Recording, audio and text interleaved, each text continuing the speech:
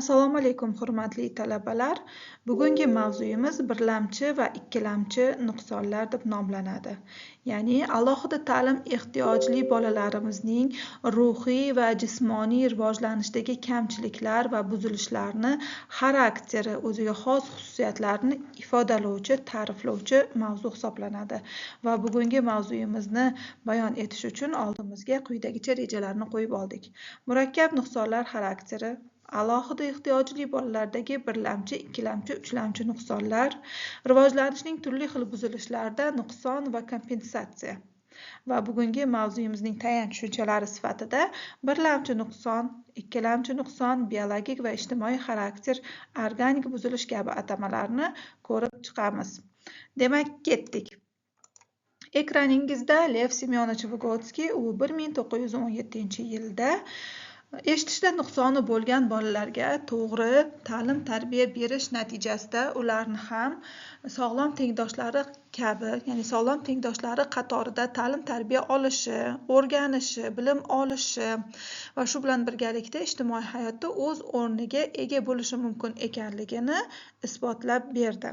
Va o'sha kundan boshlab eshitishda, ko'rishda nuqsoni bo'lgan bolalar uchun maxsus ta'lim turlari tashkil etilib faoliyat ko'rsata boshladi. Demak, Lev Semyonovich Vygotskyning shunday ta'biri bor.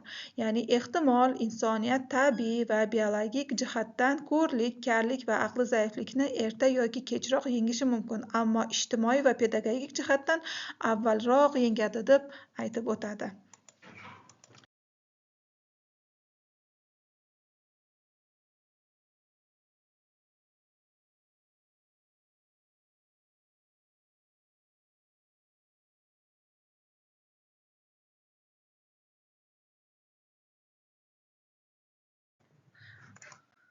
Murakkab nuqsonlar xarakteri.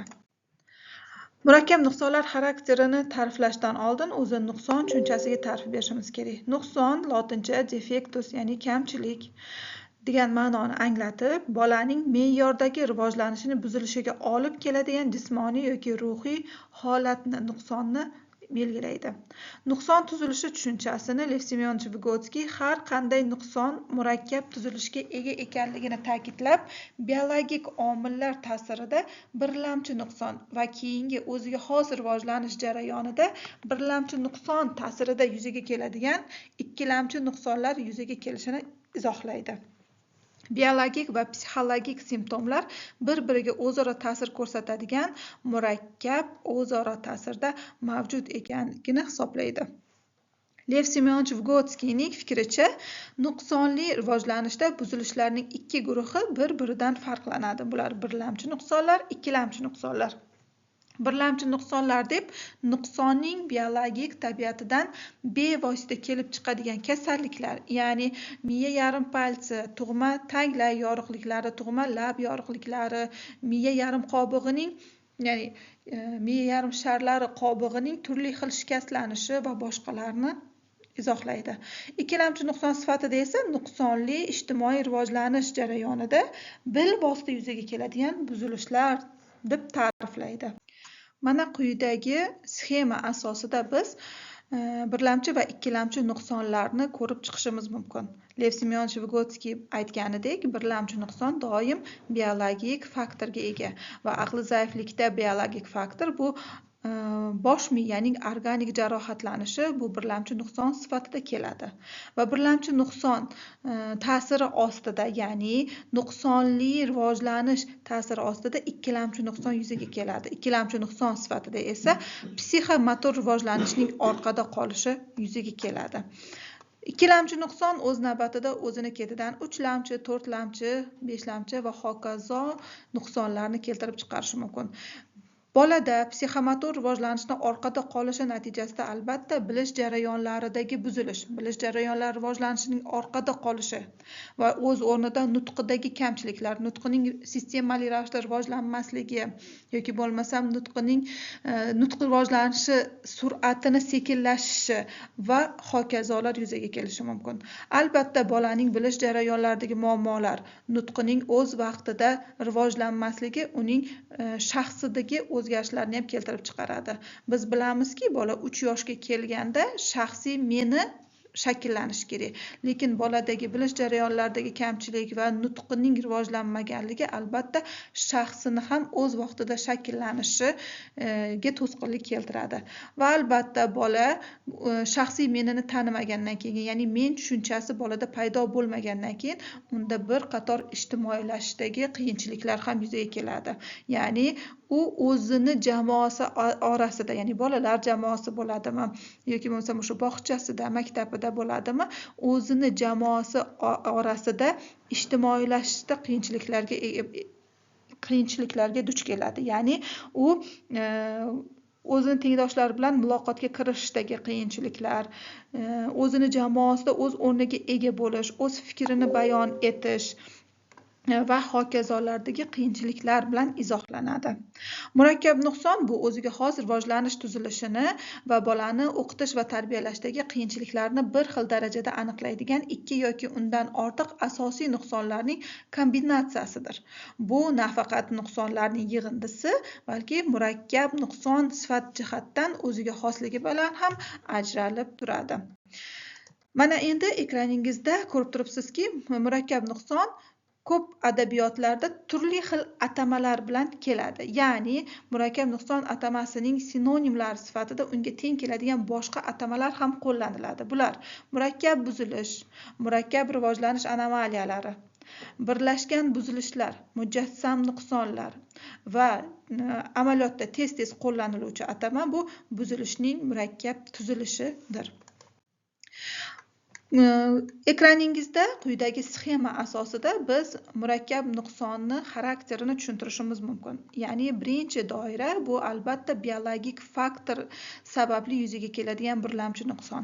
Aqli zaiflikda bosh miyaning organik jarohatlanishi yoki bo'lmasam eshitishda muammosi bo'lgan bolalardagi birlamchi faktor sifatida undagi chig'anoqning, ya'ni eshituv chig'anog'ining rivojlanmaganligi, eshituv nervining rivojlanmaganligi yoki bo'lmasam o'sha o'rta quloqda joylashgan bolg'acha, sandoncha uzangi kabi suyaklarning rivojlanmaganligi yoki yemirilishi kabi biologik faktorga ega bo'lgan birlamchi nuqsonlarni keltirishimiz mumkin.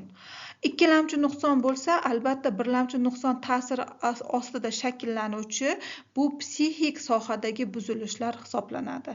Albatta psixik sohadagi, ya'ni bilish jarayonlaridagi, nutqidagi, kognitiv faoliyatdagi muammolar uchlamchi, kengroq doiradagi nuqsonlarni, ya'ni uchlamchi nuqsonlarni keltirib chiqadi. Bular ijtimoiy adaptatsiyadagi kamchiliklar deb izohlashimiz mumkin.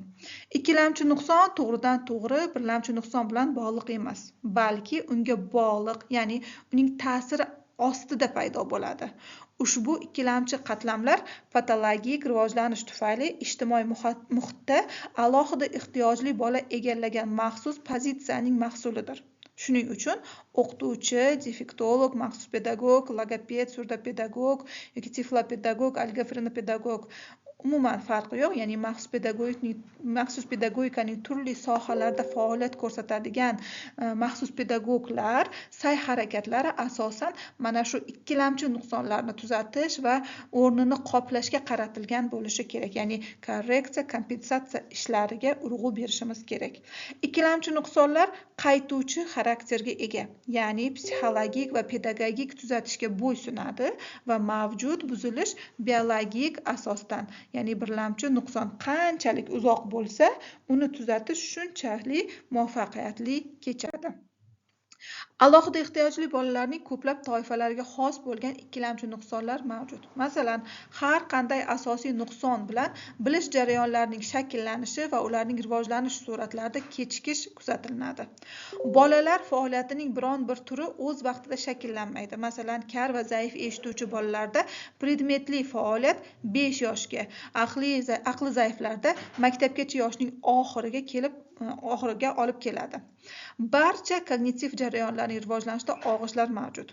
Muloqot jarayonining rivojlanishi buziladi. Bolalar ijtimoiy tajribani o'zlashtirish vositalarini yaxshi bilishmaydi. Nutqni tushunish, mazmunli taqlid qilish, namuna va og'zaki ko'rsatmalarga muvofiq harakatlarni bajara olmaydilar. Barcha alohida ehtiyojli bolalarda nutq rivojlanishida turli xil nuqsonlar kuzatiladi. Saqlangan funksiyalardan foydalanish yoki qisman buzilganlarni qayta qurish orqali rivojlanmagan yoki buzilgan aqliy funksiyalarni qoplashimiz mumkin. Bu albatta kompensatsiya tushunchasini yoritib beradi. Kompensatsiyaning ikki xil turi mavjud. Organik kompensatsiya, funksional kompensatsiya. Organik kompensatsiyani yana biz tizim ichida deb ham atashimiz mumkin. Bunda funksiyalarni qayta qurish ushbu funksional tizim mexanizmlaridan foydalangan holda amalga oshiriladi. Funksional, ya'ni tizimlar aro kompensatsiyada bo'lsa, buzilgan funksional tizimdan tashqari bo'lgan zaxira imkoniyatlarini zafarbar qilishda, ya'ni vaqtinchalik yechimlardan foydalangan holda yangi analizator nerv aloqalarini o'rnatish va shakllantirish, ikkilamchi buzilgan funksiyalarni moslashtirish va tiklashning murakkab mexanizmlarini kiritishdan iborat bo'ladi.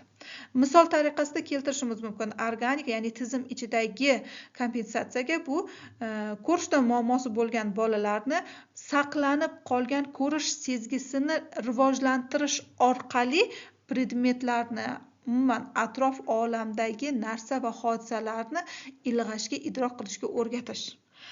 Funksiyalar tizimlar aroda bo'lsa, o'sha ko'rishida muammosi bo'lgan bolalarni eshitish sezgisini, teri-taktil, hid bilish, ta'm bilish kabi boshqa analizatorlar ishini kuchaytirish orqali bolalardagi o'sha umuman borliqdagi predmet va narsalar haqida bilim olishni o'rgatish hisoblanadi. Demak, mustahkamlash uchun sizlarga vazifa beraman. Alohida ta'lim ehtiyojli bolalar. Bu vazifa sizlar uchun, hurmatli talabalar. Demak, siz alohida ta'lim ehtiyojli bolalarning turli toifalari, eshitishda muammosi bo'ladimi, ko'rishda muammosi bo'ladimi, xohlagan biror bir toifani olasiz va mana shu toifaga xos bo'lgan birlamchi nuqsonini, ikkilamchi nuqsonini va uchlamchi nuqsonini doiralarga yozib chiqasiz. Va shuning bilan bugungi mavzuyimiz o'z nihoyasiga yetdi. Sizlar bilan keyingi darslarimizda ko'rishib qolamiz deguncha xayrlashib qolaman. Xayr.